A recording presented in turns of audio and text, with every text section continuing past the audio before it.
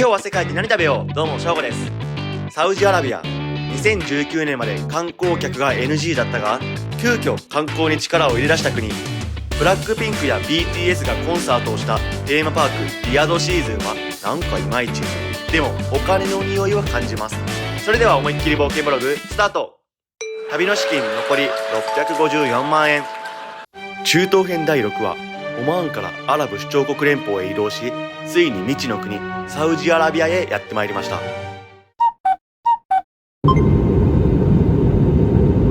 ウジアラビア到着。リヤドというかサウジアラビアは全然空港からのアクセスっていうのが本当にまだ進んでなくて、本来であれば地下鉄とかが2019年とかそんぐらいに完成予定だったけどまだ完成してないみたいです。そんなこともあって、ウーバー使えるんでウーバー呼んでみました。空港から約40キロで4000ちょっと高いけどウーバー呼びました。サウジアラビア、空から見た感じほぼ砂漠だったけどやっぱ暑いわ。ウーバーとして。サウジアラビアは日本の国際免許だと運転できないらしいんで、今回レンタカーじゃなくてウーバーでタクシーで移動しようと思います。日本人がサウジアラビアに入国できるようになったのは2019年で、それまでは本当鎖国みたいな感じで日本人とか海外の人は入国できなかったみたいです。今でも限られた国の人のみ、観光ビザが下りるという形です。ビザ自体も事前に予約するんですけど、1人当たり2万円くらい、結構高くついてるなっていう感じです。サウジアラビアは結構イスラム教がしっかりしてるというか強いって書いてあったけど、やっぱりラマダン中お店をやってなさそうです。ドバイが異常だっただろうな。ドバイはほぼ全部の店が開いてました。ラマダンでご飯食べれないと思ったんで、今回もシェラトンを予約しました。4ポイントシェラトン到着。ロビーはかなり広い。そしてやっぱり中東ならではなのか、ゴールドの電球になっております。あっち側に見えるのはおそらくラマダン中にお祈りするスペースです。今回もアップグレードしていただき、ジュニアスイートの部屋になりました。よかった。この後はリヤドシーズンっていうめちゃくちゃでっかいテーマパークに行ってこようと思います。一旦それまで6時までは休憩しようと思います。So big. This is Junior Suite? うわ、広っ。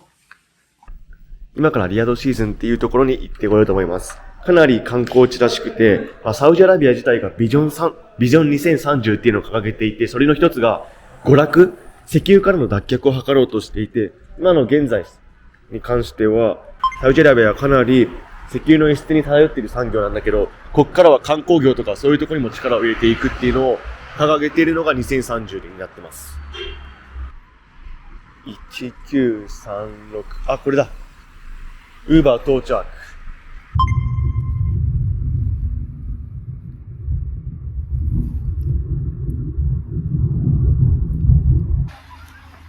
うわ、ネオンすげえ。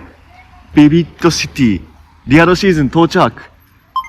どんだけ車来る想定してんのかな。超敷地広い。ここ一角だけじゃなくて、もう全部駐車場でした、今んとこ。チケット自体は事前にもう購入していて、だいたい一人4000円ぐらいでした。109サウジアラビアリアルなのかな。入ってきます。今降りたところがシティっていうところで、僕たちが予約したのはワールドらしいんで、向こう側向かって行きます。いや、遠いわ。広すぎてもうシティで降ろされたけど、ワールドだった時のこの絶望感。ほんと見てください、この駐車場の広さ。なんかここで BTS もライブしたことあるぐらい、結構観客集めることがあるから多分こんだけ広いんだけど。いや。今日めっちゃ空いてんな。リヤドシーズンが空いてる時期は、10月から3月の、この冬の時期だけなんだけど、10月とかが一番やっぱ人が集まるみたいで、今なんか本当は4月なんだけど、本当だったら閉まってる時期だけど、さっき、ホテルのエントランスの人に聞いたら、今延長してって4月。10ぐらいまでやってるよって言われたので、ギリギリ僕たち入れてよかったです。宿シーズンのシビットワールド到着。知らなかった。サウジアラビアルールで、ここのリアドシーズンのルールかもしれないけど、DJI のカメラ持ち込み禁止だって。ソニーのカメラとかも持ち込み禁止なんで、そこは気をつけた方がいいです。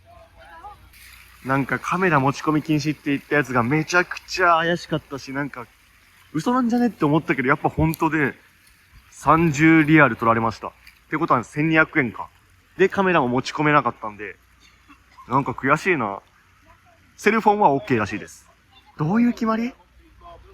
China and France. China? China here. Where is this? Where is now? Now we are in this circle. エントランス。OK。Yeah. 出花をくじかれましたが楽しんでいこうと思います。まずチャイナから見ていこうと思います。いやでもこういうさ、なんか微妙なムカつくことやってると、観光客来ない気がするよね。まず、入国にも2万円かかるんだけど、あれもなんか政策として観光客から取ってやろうっていう気持ちがあるらしいです。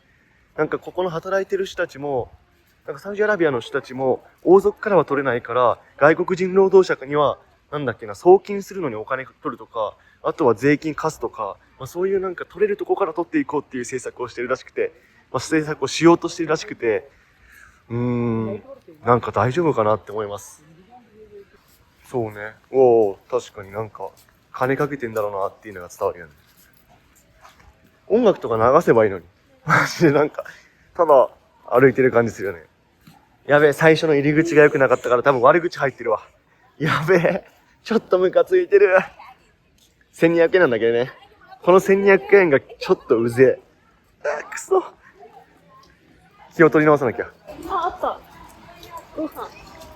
ご飯。入っちゃう。夜ご飯食べてないからどっかでは食べようと思ってるけど、ここ多分中華料理なのかな。本当だ。いくらぐらいすんのかな。30リアルぐらいか。そんな高くないな。さっきの罰金と同じぐらいの1200円です。ちょっと違うとこも見ていこうと思います。まだチャイナの中にいるんだけど、結構人いるな。みんなラマダンのファスティング明けだから結構ご飯お腹空いてんのかな。ラマダン中はタバコ禁止って記事で見たけど、ガンガンシーシャ吸ってんじゃん。なんか始まった。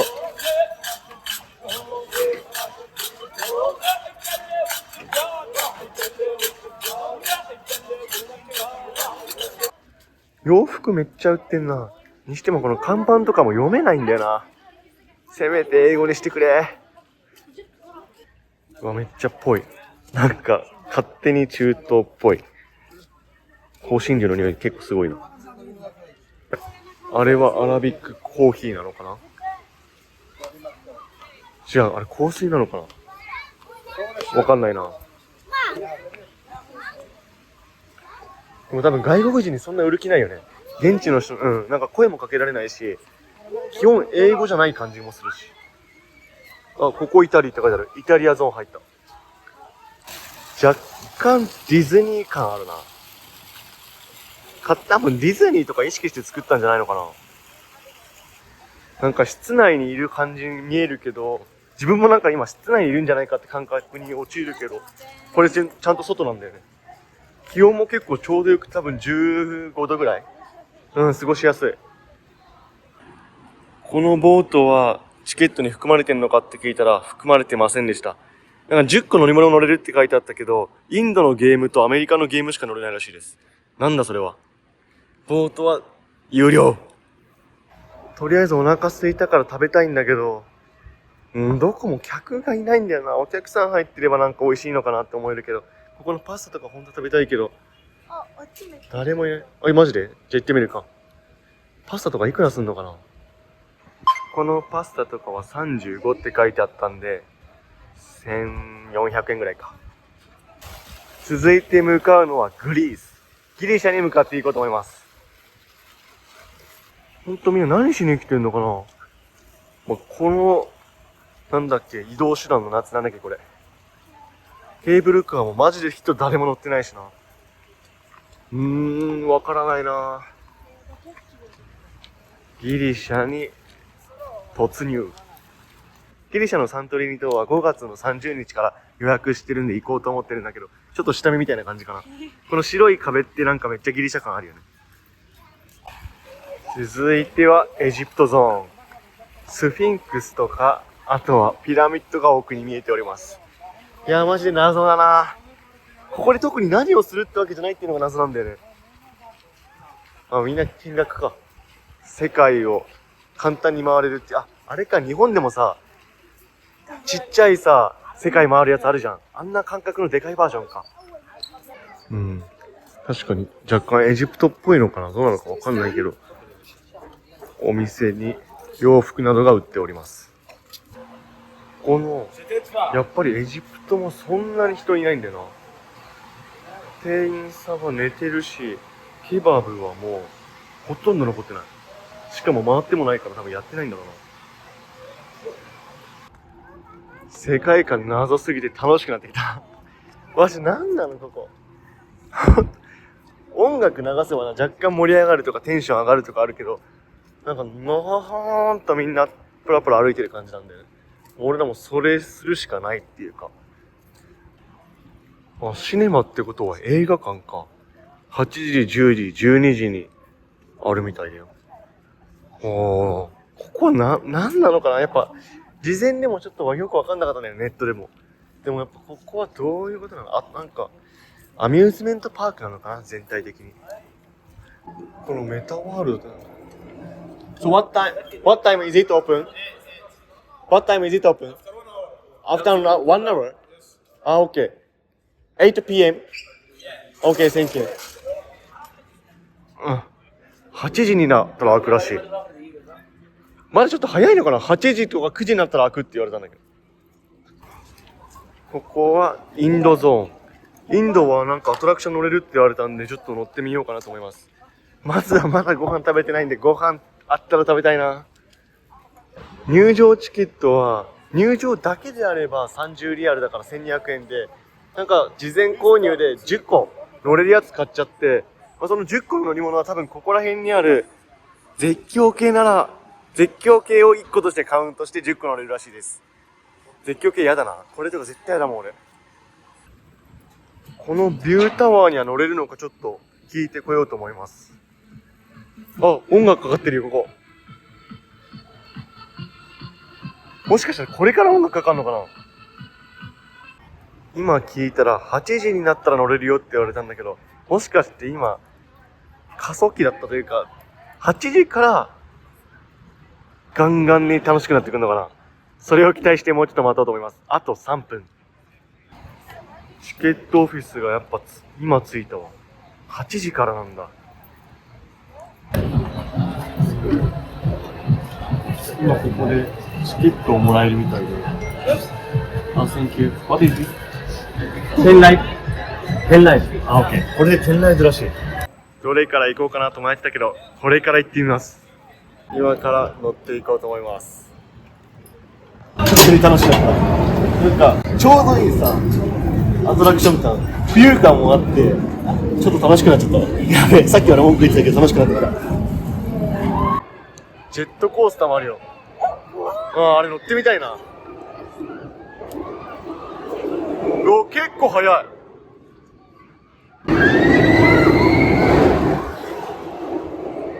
思ってる速いよこれ。これ怖え。うわ、これ超怖いと思う。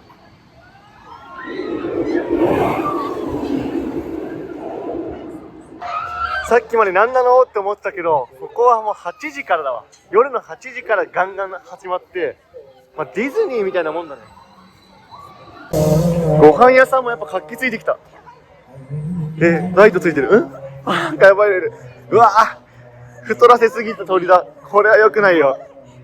うわ、こう目合ってるよ。怖い。がっつり怖いな。う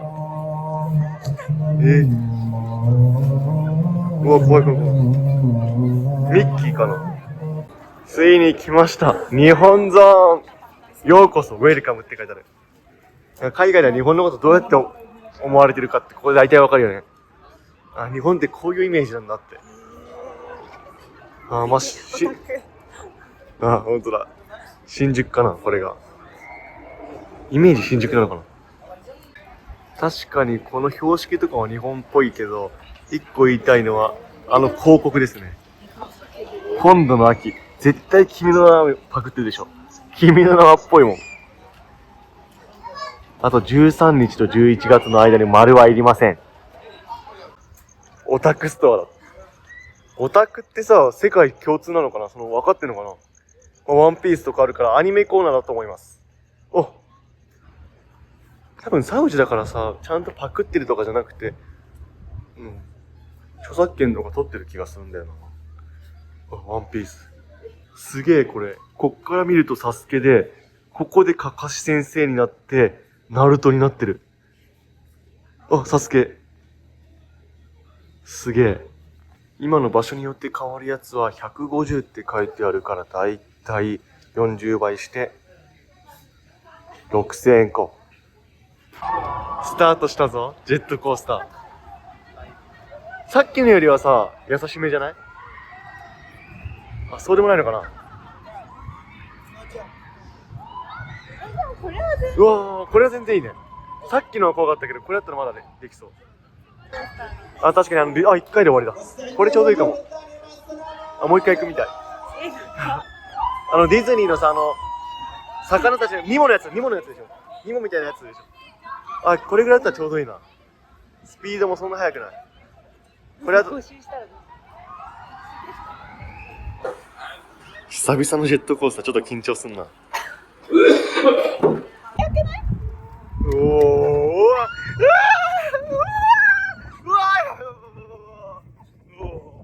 なかなかの怖さありますね。怖い。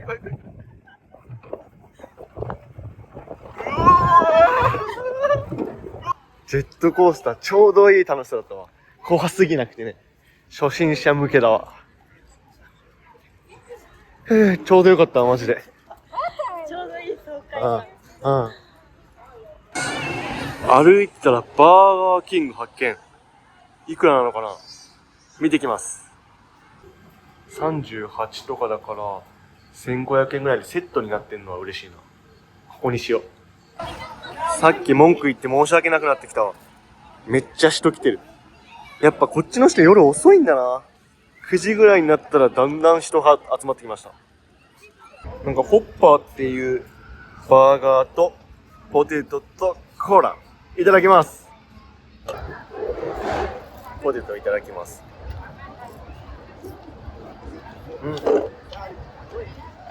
揚げたてだね。バーガーもめっちゃでかい。いただきます。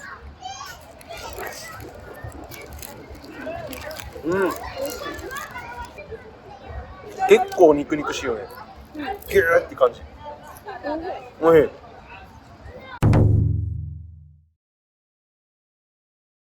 エッフェル塔があるということはここはフランスかな。なんかやっぱさっきより全然人いっぱいいるね。人気すごい。何？これ写真サービスってこと？でも今作り始めたってことはやっぱ今からなんだね。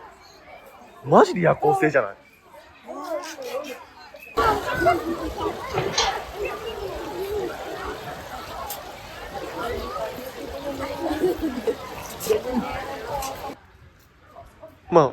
楽しめたけど、これで世界中からわざわざここに来るためにサウジアラビアに来るかっていうと来ない気がするな。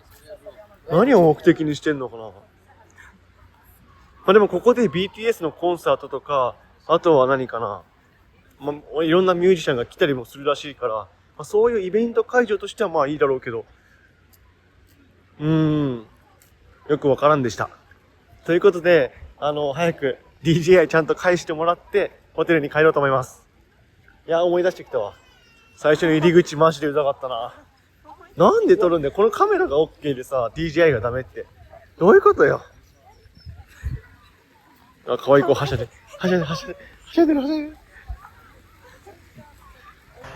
ちゃんと閉まってやんのかな。いや、ほんと謎なんだよな。出てきた。よかった。めっちゃ厳重に閉まってあるわ。よかった。ちゃんと DJI のカメラ戻ってきました。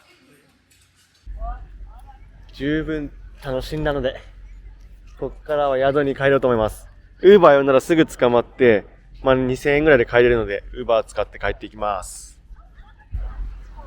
やっぱ車の数もさっきより圧倒的に増えてるわ。このパーク自体は2時までやってるらしいんで、多分こっからもしかしたらもっと来るのかもしれないです。あ、3820これだ。よかった。さっきと打って変わった。めちゃくちゃネオン街。明かりついてて人だかりもすごい。サウジアラビアはやっぱりラマダンしっかり守ってますね。ドバイと違って。ホテル到着。やっぱ結構渋滞すごかったわ。夜になると渋滞すごいって聞いたけど、やっぱりラマダン中は夜ですね。ということで今日は疲れたので寝ようと思います。お疲れ様です。ただいま。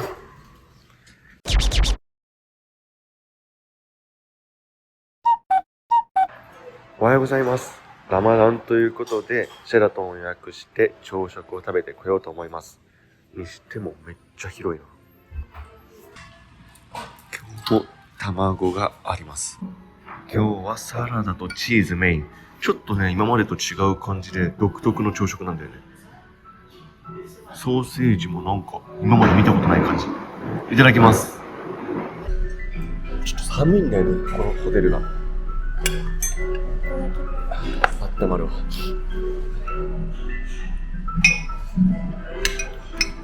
野菜カレーか。うん。カレー美味しい。ドーサだっけ？これもあるんで一緒につけて食べてよ。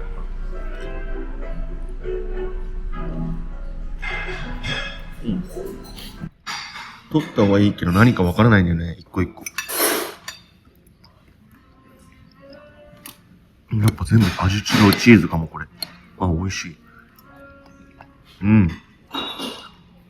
サウジアラビアってもしかしてチーズ有名だったりするのかな？デーツとかはかなりあるんで、ラマダン意識した食事になってます。そして今回一番の目玉は、このチーズの種類。今全部一回食べてみたんだけど、この丸いやつもチーズだったし、この硬いやつもチーズだった。こんなにチーズあるのは初めてだな。しかもペースト調のやつ。お米系はなくて、なんかソーセージもだいぶ変わったチキンソーセージ。あとはカレーが2種類あるのか。やっぱ結構少ないんだよな。品数自体は。こういうヨーグルトもなんか既製品がそのまま置いてあるのはマリオットでは初めての経験。品数が少ないのとこれがうまいっていうのがそんななかったから、妥当にパン持ってきました。今までのマリオットの中で一番微妙だったな。ごちそうさまです。ベッドもキングサイズ。窓自体はかなりちっちゃいんだけど、でも、なんかシェラトンの中でもランクがあることが僕最近分かって、4シェラトン一番低価格帯になってるみたいです。バスルームはこんな感じ。高級感ある台所洗面台にトイレも綺麗です。トイレは2個ありまして、こっち側がトイレ兼シャワールームになっております。アメニティはなんか袋が全部綺麗というか可愛いんだね。赤とか青とか使ってます。昨日泊まったシェラトングランデは高級感あったけど、やっぱこっちは可愛さ重視かもしれないです。ここを上がると、プール到着。みんな子供が遊んでるな。やっぱ若干こういうのも見えるから、完璧に綺麗っていうわけではないかもしれないです。全然満足だけど、ところどころ、なんか修理中みたいなのが結構見えるかもな。3棟に分かれていて、僕たちが泊まってるのは真ん中の棟。タワー1、タワー2、タワー3とあるみたいです。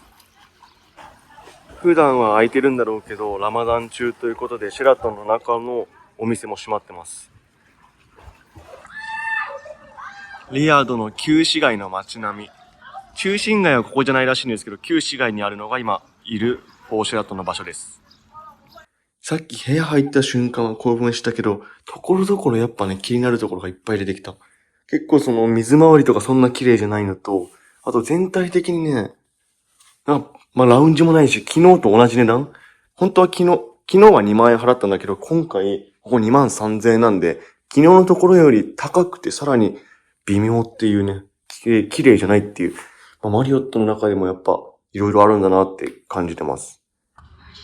ジムは簡素ではあるけど、まあ、僕にはちょうどいいかなっていうぐらいの器具がいっぱいあります。